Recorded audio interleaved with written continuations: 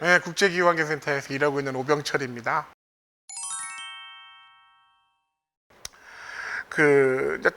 뭐 어떤 부분 때문에 이런 선견지면이 있었는가 모르겠는데 탄소 중립을 할 것을 알고 있었던 것도 아니었고, 그다음에 뭐 지금 광주시가 뭐 에너지 전환 마을 사업을 열심히 하고 있는데 그것을 할 것을 알고 있었던 것도 아니었음에도 불구하고 2019년도에 제가 그 에너지 전환 마을 가이드라인을 만들게 됩니다. 그 연구를 했어요. 왜냐하면 광주 공동체가 상당히 그 활성화가 돼 있고 열심히 한다는 건 알고 있는데 그 공동체의 그 활동들이 뭐 SDG나 그런 부분에 연계되어서 뭐 움직이는 것도 있지만 이분들한테 좀 더 뭔가 좀 다방면에 다양한 좀 다채로운 어떤 주제를 좀 던져주면 어떨까라는 생각을 해봤던 거죠. 그래서 기존에 뭐 사실 우리나라 같은 경우는 에너지 전환 마을이라는 부분이 잘 안 쓰였던 용어죠. 우리나라는 에너지 자립 마을이었죠. 자립 마을이라는 형태로 접근을 하다 보니까 국가에서 예산을 수립을 해서 자립 마을이라는 사업을 만들고 그 예산을 지자체에 내려다 주면 그거를 신청을 하게 되는 마을들이 그거를 받아서 해. 근데 하다 보면은 뭐 태양광도 설치하고 뭐도 바꾸고 해. 근데 그 사업이 끝나면 아무도 관리를 안 해주는 거야. 근데 사실 실제로 뭐 영국이나 독일이나 뭐 일본이나 그런 데서 하고 있는 에너지 뭐 자립마을과 유사한 형태의 어떤 그런 그 운동이나 노력을 보면, 이제 그때 그네들은 뭐 전환운동이라고 하는데 그런 걸 보면 자기들이 직접 그걸 하는 거야. 이게 국가에서 내려주는 게 아니라 자기들이 모여서 그거에 대한 아젠다를 만들어서 자기들 마을을 어떻게 바꿔나갈까? 그다음에 이 마을에서 무엇을 개선해 나갈까?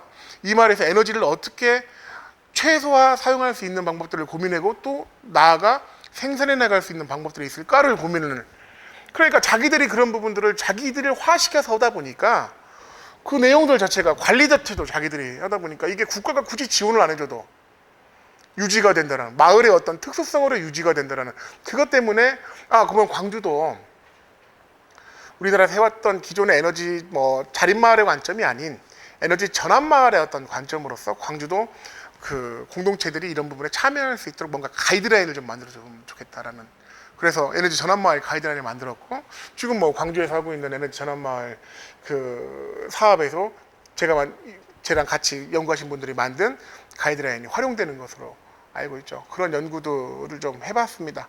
또 한 가지는 뭐 그린 리모델링이라는 관점. 이제 예를 들어서 기후 변화라는 어떤 그런 부분에 대응하기 위해서는 뭐 다양한 방법들이 있죠. 근데 가장 큰 틀에서 온실가스를 감축을 해라라는 어떤 형태가 하나가 있을 것이고, 어차피 기후 변화가 일어났으니 잘 적응할 수 있도록 적응 사업들 이런 식으로 나누는데 뭐 이거죠. 온실가스 감축 사업 같은 경우는 보면 되게 국소적이에요. 예를 들어서 이 방에서 불을 끄면 불을 끈 만큼 온실가스가 감축이 됩니다.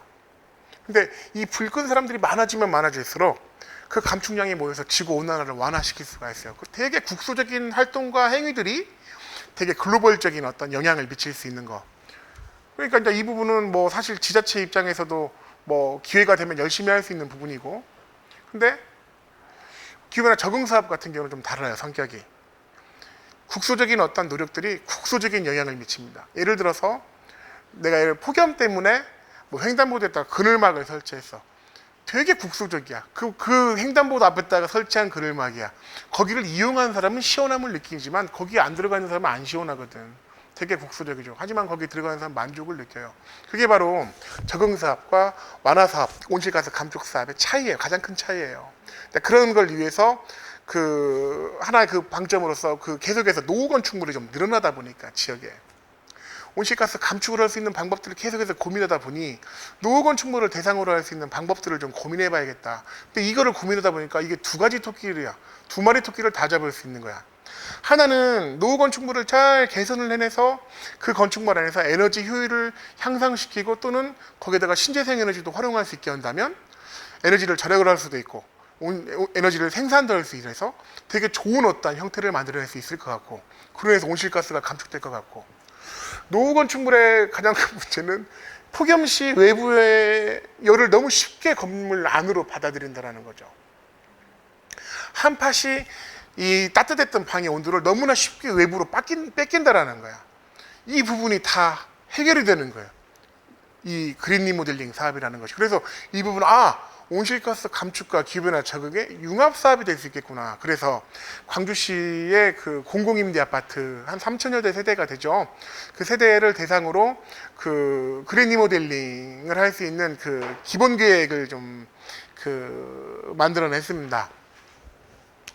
그다음에 이제 또 한 가지 지금 저 센터에서 조금 그 하고 있는 연구 중에 하나가 기후변화라는 것이 가장 큰 어떤 그 문제점 중에 하나, 제가 생각하는 문제점 중에 하나. 이 문제점이 향후에 그 좀 다양한 형태로서 좀 또 영향도 미치긴 할 텐데, 이 문제점이 뭐냐면 예측하기가 어렵다라는 거예요. 뭐 내일 폭염일 거야. 올 겨울은 한파가 심하게 올 걸. 계속해서 예측들을 기상청을 제가 못 믿는다는 얘기는 아니고, 기상청도 그 예측이 어렵다는 걸 알죠. 근데 그런 예측. 근데 문제는 계속해서 그런 일들은 발생을 한다라는 거죠. 예측이 어렵지 일들은 발생되고 있다.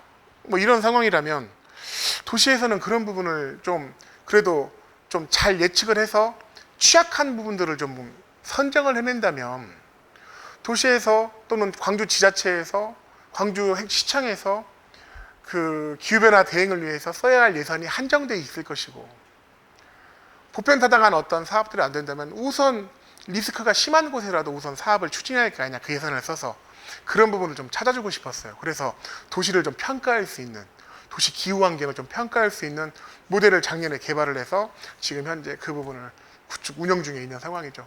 작년에 시범적으로 그 관련되어 있는 정보를 매월 제공을 하고, 올해도 관련 정보를 분기별로 지금 제공을 할 생각이어서 주요 내용으로서 이제 폭염에 관련되어 있는 부분과 기온이죠.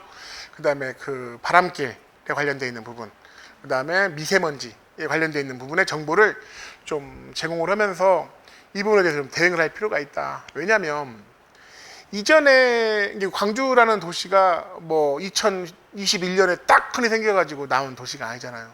2021년에 어떤 기준과 표준을 가지고 만들어진 도시가 아니죠.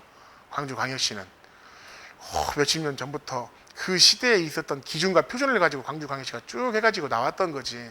그러다 보니까 그 시점에 있어서 기준과 표준이라는 것은 그 시기의 기후의 영향을 상당히 많이 고려를 합니다. 강수량이 어느 정도일 테니까 다리는 어느 정도 강도로, 그 다음에 적설량이 어느 정도일 테니까 뭐 건물의 설하중은 어느 정도로, 그런 식으로 다 만들어내죠. 그 다음에 뭐 폭염은 어느 정도니까 건물의 단열은 어느 정도로 다 그렇게 만들어냅니다. 다 과거의 어떤 데이터를 가지고 도시공간을 만들어 오다 보니 최근에 이게 바뀌게 되는 어떤 기후의 데이터에 대해서는 도시공간에 적응하기가 어려운 거예요. 최근 나온 어떤 신축 건물이나 그런 부분들은 그 내용들을 다 일정 부분 반영을 해가지고 왔겠지만, 과거 건물들은 또는 과거 기반 시설들은 그게 어려웠던 부분들도 있죠. 그런 부분에 대해서 좀 선제적으로 대응할 수 있는 정보 제공이 필요하다. 그런 부분들이 바로 도시평가 모델에서 제공하고자 하는 정보들 중에서 하나죠. 그런 걸 생각하고 있다라고 말씀드릴 수 있겠습니다. 그다음에 그 현재는